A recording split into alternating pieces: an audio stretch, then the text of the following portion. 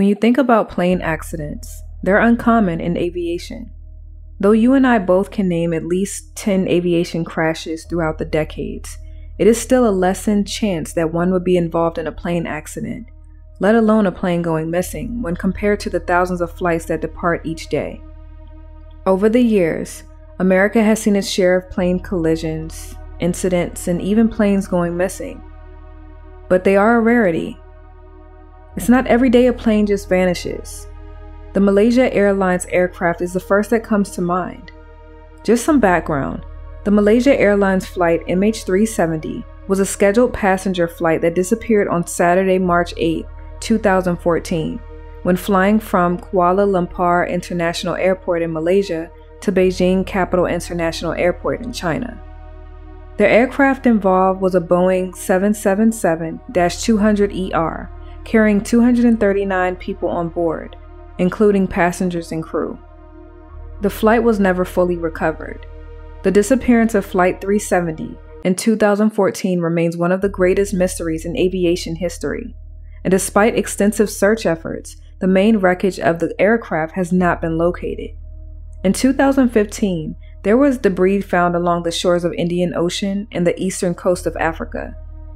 This finding provides some confirmation that the aircraft crashed at some point. However, the main wreckage of the circumstances of the crash has never been conclusively determined. With Flight 370, we have an idea of what happened, but what happened on the morning of Sunday, December 6, 1992, is vastly different from the single-engine Piper Archer aircraft that 29-year-old Alan Stewart, 31-year-old Amy Haxton-Stewart, 31-year-old Kevin Clarke, and 29-year-old Nancy Branch boarded the late morning, early afternoon in Santa Barbara, California. We know people don't just vanish. They don't disappear. We know planes don't just disappear. But something happened just over 30 years ago that has been an unexplainable, bizarre mystery that leaves us with questions and uncertainties. Or you may find that the answers are right there. This is the Missing Found podcast. I'm your host, Jaden Harlow. Before we get into the case, I have a few details to share about the show. The Missing Found is an investigative true crime podcast focusing mainly on unsolved missing person cases in the Black community. The cases that I cover have either gone cold, have little to no media coverage, or have gone without conclusion. You can follow the show on Instagram at The Missing Found or on Medium at The Missing Found to read our original script. I also would like to mention that we have a case suggestion form in the show notes or description box that you can complete to submit your case suggestions that are of the Black and missing. We now have a Patreon that's available for you to become a member in our private community to discuss cases deeper beyond our case analyses through private discussions with me, ad-free episodes, gain complimentary access to our original script, early releases, and much more that's exclusive for members only. The show is now available on all major podcast platforms, including Apple, Spotify, and iHeartRadio. For Apple Podcasts, please be sure to give us a 5-star rating to help the show reach a broader audience to help find our missing. To access all things of The Missing Found, you can visit our website, themissingfound.com. I ask that you please like, share, and subscribe and comment to share your thoughts on this case. This is case episode 19. The disappearance of Nancy Branch.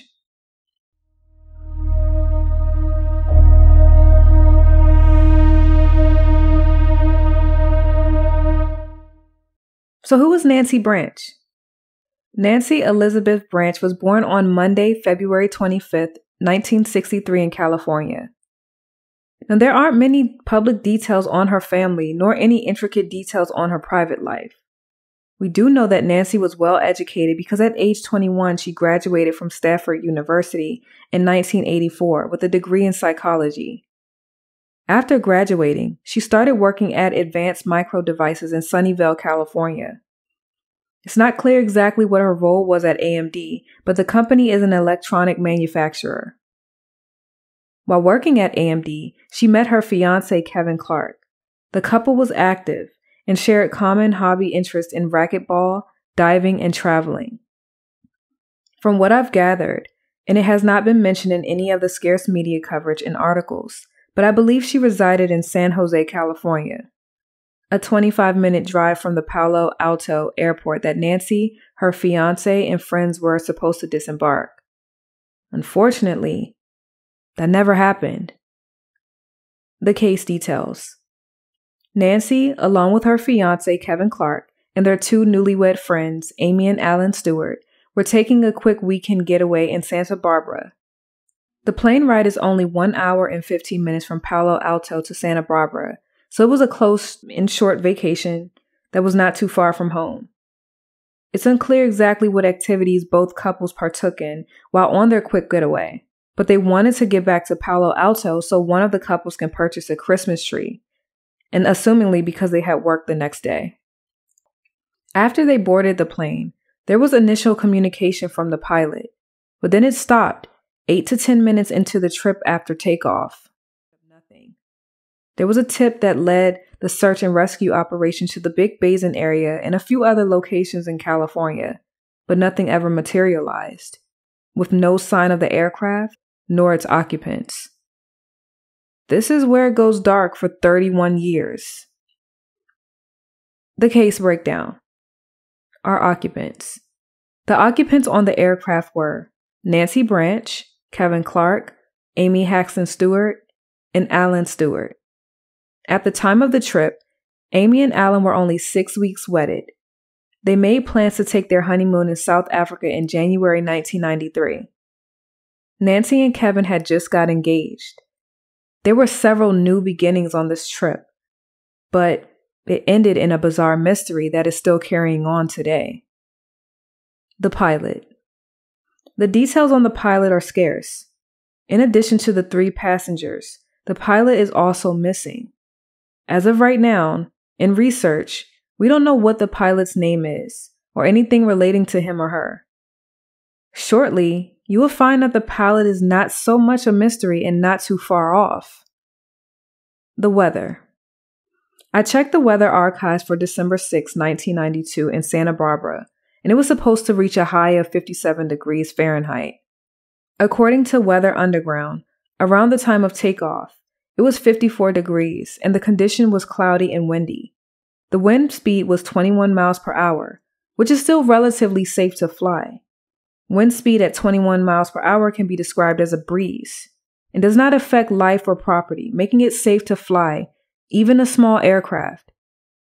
Authorities have mentioned that the weather was described as treacherous on the morning of their departure to Palo Alto. This does not quite match what was shown on weather archives for that day, 31 years ago. Now, I cannot confirm if there is a discrepancy in what the authorities have communicated or if the weather archives have a discrepancy. Even as the day went on, the wind speed lessened. At around 11:40 a.m., the wind speed was 21 miles per hour. At around noon, just 20 minutes later, the wind speed decreased to 15 miles per hour. This makes this claim of the weather being treacherous questionable. Authorities claim that the pilot and passengers were warned to not fly because the weather was going to get worse, but they all decided against it and took the flight anyway. That is when, after 8 to 10 minutes into the flight, all communication ceased. There was said to be no communication from the pilot to say that they were approaching danger or was experiencing complications. Either they crashed or something else. The unfound details. Firstly, I think it's odd how the pilot's details have not been shared much in media. Maybe back in 1992 for local coverage, but nowhere I'm finding it in print except in one source. Now here's something interesting. I came across a 2021 post on social media from the missing aircraft search team. They posted a write-up on the case, and the post stated that Kevin Clarke, Nancy's fiancé, actually held his pilot license, and he and Alan, which was Amy's husband, were both from the United Kingdom. That's not quite the interesting part. Where I'm going with this is, it is highly likely that Kevin may have been the pilot of the aircraft. I come to that conclusion because nowhere does it state that there were 5 occupants on the flight, only 4. When I think about it, What would be the reason to conceal the identity of the pilot? I wholeheartedly believe the person who was flying the plane was Kevin Clarke, Nancy's fiancé. In an excerpt from the Facebook post, it also states, quote, "Pilot Kevin John Clarke with 260 flight hours," end quote. And, quote, "Relatives of the missing pilot were flown in from England by Oracle Corp on December 12th and were working through the British Consulate General in Los Angeles to raise awareness about the missing plane," end quote. This lets me know that Kevin most likely was the pilot, and he was from the UK, so it would make sense that the, quote, "missing pilot" would have had relatives flown in from England. I think that settles the mystery of who the pilot was. I saw a few articles that did not have this finding. Now, why haven't those details been shared mainstream? It's just something to think about. This is information that you have to kind of dig for. Not even the main outlets have mentioned this finding. I've also seen comments where commentators want to know why did they want to fly private. Well, if Kevin was able to fly the plane, why not? I have no reason to believe there is something there regarding their means of transportation. It could be that Kevin was, or is, a pilot. The ride would have been significantly shorter than driving, seeing the scenery from above and the experience. I don't think it's odd that they've flown in that manner. Because there is a high probability that Kevin flown the plane, he had only 260 flight hours, which is not a lot in aviation, but more than enough for a small private aircraft. I'm unsure what to take from this. Some could blame it on him not having much experience. I want to delve in a little deeper on this element. Nancy's fiancé and pilot, Kevin, did not file a flight plan. A flight plan is usually a written statement by the pilot of the details of the intended flight, usually filed with an authority. This document was never presented or provided. I want to also add that a flight plan would not have been mandatory for this flight. This is an element that may not mean much since it wasn't a requirement, but it is something to remember. The aircraft departed around 12:04 p.m. and communication was lost around 12:14 p.m. So that's between 8 to 10 minutes after the flight took off. I want to mention that because they lost connection, it does not mean that they crashed or something happened. Keep in mind that this was '92, so GPS was vastly different than what it is today. A day late in search efforts. Out of all of the mystique surrounding this case, and we really haven't gotten into the bulk of it yet, the missing four were not reported missing until they didn't show up for work the next day, on Monday, December 7th.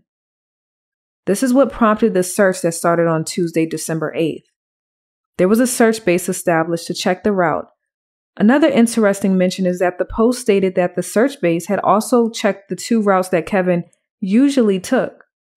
This lets me know that this is not Kevin's first flight. The routes that were searched were one being along the coastal area from Santa Barbara North to Santa Maria, San Luis Obispo, and Monterey to Palo Alto. The other route was from Monterey over to Salinas Valley and north to San Jose. Nothing ever materialized.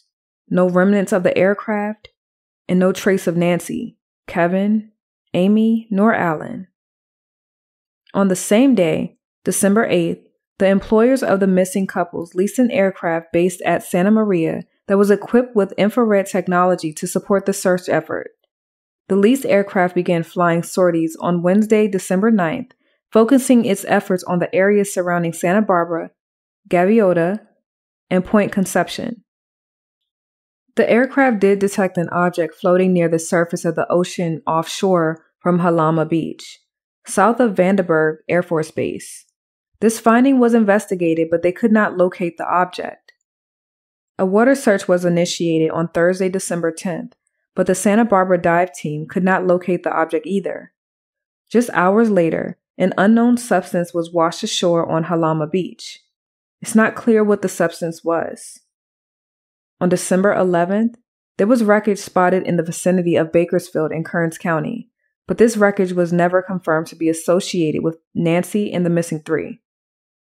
The next day, with the air and ground search still in strong effect, in the vicinity of the Big Sur, a rugged and mountainous section of the central coast of California. A group of hikers that were on the Pines Ridge Trail had reported hearing what they assumed was an aircraft crash. The area was searched and nothing ever materialized. According to the missing aircraft search team, on December 18th, 12 days after the group went missing, it states that the family, which I'm unsure whose family it was, but the family made an appeal for anyone with information to come forward.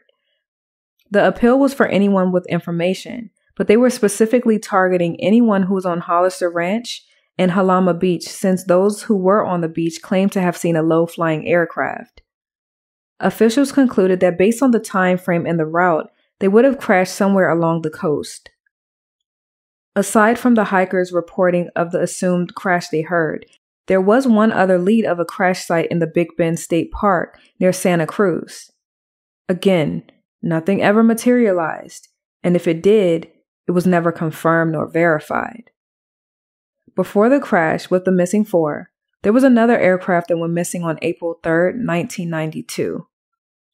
After weeks of air, land, and water search that covered 5 coastal counties and was said to have involved over 50 capped aircraft and 874 personnel, over 100,000 square miles of ocean and land area searched, several search officials had believed the missing aircraft crashed into the ocean. The massive search was suspended on December 20th after all leads were exhausted. The death certificate. If you think the aforementioned is interesting, wait until you hear this. If you were to perform a search on pilot Kevin Clarke, Amy Haxton-Stewart, Alan Stewart, and Nancy Branch, you would come to a dead end on coverage, a missing person flyer, a missing person listing, and no photos. The only person that has limited coverage in a photo is Nancy. I find it odd that out of all 4 occupants, only one is spotlighted out of the group.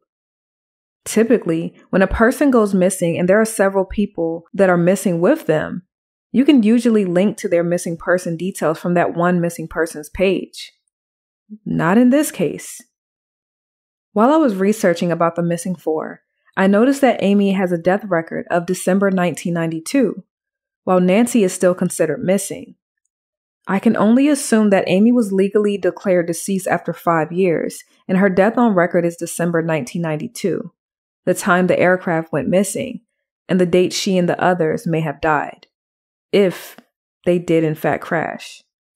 I say if because nothing ever came to the surface, figuratively and literally. In the state of California, a person is presumed deceased if they have been missing for 5 or more years. This could be what happened here with Amy. As for Nancy, it still shows her as not being deceased in her age of 60 this year in 2023. My opinion. The details are scarce on this case. We know that, which is an oddity because this is an assumed plane crash, with not much evidence to support that, and you would think there would be more details about it, and there just isn't. We have to consider that this missing flight happened a little over 3 decades ago. From what I've gathered, there did seem to be ample coverage, locally, and an air, land, and water search to find Nancy and the missing 3. To me, it seems like all leads have been exhausted. This was a small aircraft. If it did crash, it would have ended up in pieces, of course. The question is, why has nothing ever materialized of this assumed crash? If the plane did not crash, then where the hell is it? Sure, it could have crashed into the ocean, but again, nothing ever surfaced that was confirmed to be from the flight. The ocean is deep. Because they would have crashed on December 6th, they were reported missing on December 7th, and the search started on December 8th. That would have offered 48 hours of sinkage. When they were reported missing, I wonder what was put into the report. How did they know they were missing? I know they didn't show up for work, which would have been odd for that all 4 were not present, but what drove them to being reported missing? One of the couples had to be in contact with someone to let them know that when they get back home, they will purchase a Christmas tree. This type of detail had to be communicated to someone. It had to be whomever they were last in contact with. Probably discussing plans for the rest of their Sunday once they disembark. I've come across theories of all sorts where the government performed some experience on them and possible extraterrestrial involvement, with one being the most interesting about the theory of the Pan Am Flight 914. Just some key details about the theory. It was said that the plane vanished in 1955, then resurfaced around 30 years later. It was coming from New York and was supposed to land in Miami, but it never happened and the plane had gone off record for 3 decades. Until one day when the captain, Captain Charles G. Taylor, had radioed air traffic control sometime 30 years later for the landing instructions to Miami International because they had navigation issues. The captain, the first office, and the passengers arrived back and did not age, but were missing for 30 years. It's as if time didn't happen. Now, this is fiction, so they say, but it is an interesting mention. It was said what happened to the flight and the occupants is that they entered into another dimension. It's interesting. Now, I love all things space and the planets, not horoscope, but the vastness and mystique of outer space. But this was an interesting theory. Sounds familiar? Well, Netflix created a series called Manifest that has a similar storyline that was inspired by this fictional story. Aside from conspiracies, I don't know what could have happened to the aircraft and Nancy and the missing 3. Either they crashed or something else. What that something else is, I'm unsure. It has even crossed my mind about who the people were that Nancy was with, like who they truly were or are. There are no details on the internet about them, only Nancy. Even the details with Nancy are heavily scarce. We don't know much about her job role at AMD to know if that was connected. It was said that all 4 of them were popular employees in Silicon Valley, and their employers posted a substantial reward for their recovery. There is no mystery there, it's just the details. Because Kevin was the pilot, I wonder what his background was and how was the relationship between him and Nancy. He was from the UK. Again, we don't know much about either of them, except they were said to have loved diving, racquetball, and traveling. I have questions, and I know you do too. Why is there little to no information on the other occupants? What are the more intricate details on the occupants? Why hasn't the wreckage from the aircraft been found? Were there issues within the 8 to 10 minutes after takeoff? I know that there's a possibility that the aircraft could be in the water, but typically there is something found. There has been nothing. No updates, no bodies, no recovery, no evidence, and no trace. We know an aircraft doesn't just vanish, or could it? There has to be some answers for this 3-decade-long mystery that is seemingly kept quiet or just forgotten. With the case so cold that only the very passengers and pilot, consisting of newlyweds and soon-to-be newlyweds, and God knows what happened on December 6, 1992. As of today, Nancy's case is still being carried as a missing person, while the others may have filed their loved one as deceased. I do wonder why they believe Nancy is still considered missing. Is there more to the story that they know or believe? It's something to think about. Or could it be that they just choose not to update the status of Nancy's case? The aircraft was registered to Gary E. Abel of Milpitas, California, operated by West Valley Flying Club in Palo Alto. The registration was abandoned on November 17, 1994, and lists the missing plane as destroyed. What can you do in a case like this when everyone that was on the flight are missing? What can you do when you have no evidence of a crash? What do you believe? Do you accept it as what may have happened without physical evidence? Or could there be something else there that is beyond what we know? At this point, if they did crash, what happened? What caused the crash? If they didn't crash, where are they? It's been 3 decades, but this is a case that I won't ever forget, and I don't want you to forget it either.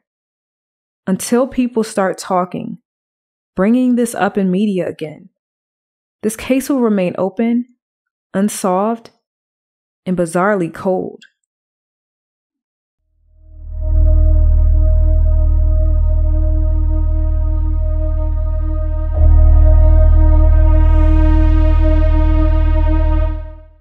At the time of Nancy's disappearance, she was 29 years old, stood at 5'3", and weighed 120 pounds.